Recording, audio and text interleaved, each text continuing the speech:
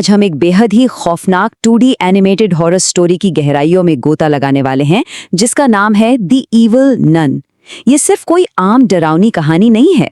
ये इस बात का एक बेहतरीन उदाहरण है कि कैसे 2D एनिमेशन और एक भारी गूंजती हुई पुरुष आवाज का सही इस्तेमाल करके किसी के भी रोंगटे खड़े किए जा सकते हैं।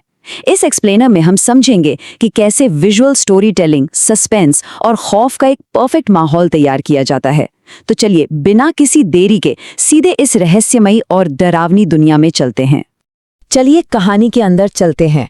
शुरुआत में ही हमें ये खौफनाक फुसफुसाहट सुनाई देती है जब मुख्य किरदारों का पहली बार उस डरावनी नन से सामना होता है। तो 2D एनिमेशन में लाल रोशनी और काले सायों का क्या गजब का इस्तेमाल किया गया है। और वो जो भारी आवाज में डायलॉग है ना, वो सिर्फ एक धमकी नहीं है, बल्कि वो पूरी कहानी का टून सेट कर देता है। ये हमें तुरंत उस गहरे अंधेरे रहस्य से जोड़ देता है। ये साफ बताता है कि खौफ सिर्फ उस खंडर तक सीमित नहीं रहने वाला, बल्कि ये किरदारों के जहन और उनके घर तक उनका पीछा करेगा। तो पहला हिस्सा, एक खौफनाक मोड़। यहाँ 2D animation classic horror setup को बहुत ही शानदार तरीके से इस्तेमाल करता है। देखिए, रिया और समीरा अपनी रोजमर्रा की जिंदगी से दूर एक वीकेंड ट्रिप पर जा रही थीं। सब कुछ नॉर्मल था, लेकिन तभी अचानक सड़ांध वाली बदबू और घने जंगल में गूंजती वो रहस्यमयी घंटियां उनके रास्ते को पूरी तरह मोड़ देती हैं।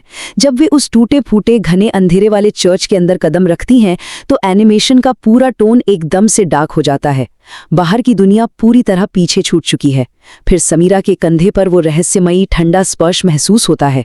और सबसे खौफनाक बात तो तब होती है जब अंदर जाने के बाद उन्हें बाहर निकलने का कोई दरवाजा ही नहीं मिलता। सच में ये मन में एक अजीब सी घुटन और अकेलेपन का एहसास भर देता है। और असली जाल तब बिछता है जब कहानी एक ऐसा मोड़ लेती है जहां से वापसी बिल्कुल नामुमकिन है। रिया एक खोखले फर्श से सीधे चर्च के गुप्त अंधेरे तहखाने में गिर जाती है। इस पल 2D एनिमेशन में स्क्रीन पूरी तरह से अंधेरे में डूब जाती है। ये वो पल है जहां वो जगह सचमुच किरदारों को निगल रही है। ये कोई साधारण दुर्घटना नहीं है, ये उस शैतानी शक्ति का बिछाया हुआ जाल है जो अब अपना असली खेल शुरू करने वाली है। दूसरा हिस्सा, शैतानी साया। यहाँ इस टाइमलाइन पर गौर करने वाली बात है। ये बहुत ही शानदार तरीके से दिखाता है कि कैसे एक शैतानी शक्ति धीरे धीरे एक इंसान पर पूरी तरह हावी हो जाती है। पहले दिन को देखिए, रिया को शहर की भारी भीड़-भाड़ में भी सिर्फ उस चर्च की घंटियां सुनाई दे रही हैं। तीसरे दिन तक आते आते एनिमेशन में रिया की आंखों को लाल चमकते हुए दिखाया जाता है और उसकी हंसी बिल्कुल उस डरावनी नन की तरह क्रूर हो जाती है। और फिर 5वां दिन, उसकी आंखों से खून बहने लगता है और वो खुद पर से अपना पूरा नियंत्रण खो बैठती है। विजुअल तौर पर कहें तो 2D आर्ट स्टाइल इस भयानक बदलाव को बहुत ही डरावने तरीके से पेश करता है, जहां रिया का अपना वजूद पूरी तरह से मिट जाता है। अब ये पल सच में रोंगटे खड़े कर देने वाला है। रात के ठीक 2 बजे हैं। समीरा अपने घर के सुरक्षित बेडरूम में है, लेकिन अचानक उसे स्लीप पैरालिसिस यानी नींद में लकवा मार जाता है। वो अपनी आंखें तो खोल सकती है, लेकिन शरीर को बिल्कुल हिला नहीं सकती। कमरे का तापमान एकदम से गिर जाता है और उसे अपनी गर्दन पर ठंडी सड़ी हुई सांसें महसूस होने लगती हैं।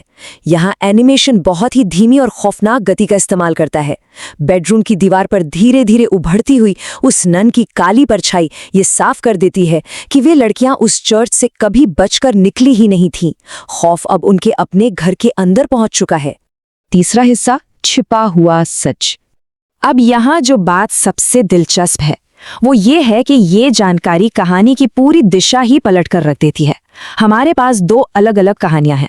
एक तरफ गांव वालों का पक्का विश्वास था कि वो नन बहुत क्रूर थी, गुप्त तहखाने में मासूम बच्चों पर अत्याचार करती थी और इसीलिए उसे जिंदा जला दिया गया।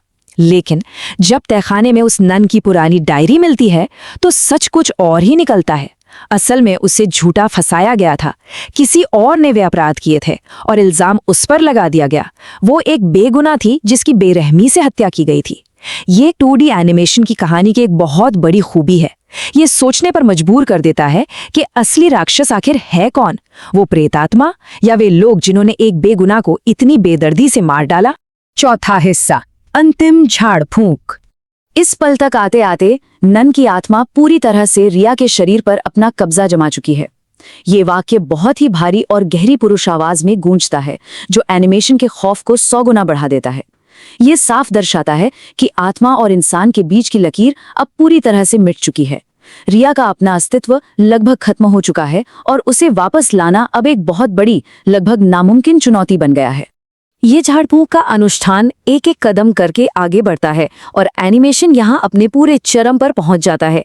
पहले कदम में जैसे ही फादर चर्च में पवित्र मोमबत्तियां जलाते हैं और दूसरे कदम में रिया पर पवित्र जल छिड़कते हैं, रिया हवा में उड़ने लगती है। चर्च की दीवारें बुरी तरह कांपने लगती हैं और मोमबत्तियां अपने आप बुझ जाती हैं। असली मुक्ति तीसरे कदम में मिलती है, जब समीरा उस गुप्त तहखाने में जाकर नन के असली कंकाल को ढूंढ निकालती है। जैसे ही उस असली कंकाल पर क्रॉस रखा जाता है और हड्डियों को जलाया जाता है, एक भयंकर चीख गूंजती है। 2D एनिमेशन इन झटकों और खौफ को बहुत ही प्रभावी ढंग से स्क्रीन पर उतारता है। इस दृश्य में कलर पैलेट का बदलाव सच में देखने लायक है। अब तक पूरी कहानी में हमने सिर्फ काले साए और खौफनाक लाल रोशनी ही देखी थी, लेकिन जैसे ही सच्चाई को स्वीकारा जाता है और कंकाल जलता है, पूरा तहखाना एक शांत, तेज सफेद रोशनी से भर जाता है। नन की आत्मा, जो अब तक गुस्से और बदले की आग में जल रही थी, आखिरकार शांत हो जाती है। क्योंकि उसे बेगुनाह मान लिया गया है, वो धन्यवाद फुसफुसाती है और हमेशा के लिए चली जाती है। यह दृश्य खूबसूरती से समझाता है कि कभी-कभी प्रेत आत्माओं को शांति तभी मिलती है जब उनके साथ हुए अन्याय को दुनिया के सामने लाया जाता है। और अब आखिरी हिस्सा, खौफ की वापसी। चलिए देखते हैं कि ये खौफ कैसे वापस लौटता है। रिया और समीरा सब कुछ भूलकर अपनी एक सामान्य, शांतिपूर्ण जिंदगी में आगे बढ़ जाती हैं। उस नन की डायरी एक लेखक को सौंप दी जाती है और जल्द ही एक नई किताब प्रकाशित होती है जिसका नाम है द नन हु वॉज़न्ट ईविल। लेकिन ये उनकी सबसे बड़ी गलती साबित होती है। जैसे ही उस असली किताब की पहली कॉपी उनके घर आती है, कमरे में अचानक वही सड़ी हुई बदबू दोबारा फैल जाती है और फिर चर्च की घंटियों की आवाजें फिर से गूंजने लगती हैं। उस आघात और दर्द को एक किताब में अमर करके उन्होंने अनजाने में उसी खौफ को फिर से जिंदा कर दिया है जिससे वे बमुश्किल अपनी जान बचाकर निकली थी। जब घबराई हुई समीरा और रिया दोबारा उस जंगल में पहुंचती हैं, तो देखती हैं कि चर्च अब पूरी तरह से तोड़ा जा चुका है, मलबे में तब्दील हो चुका है।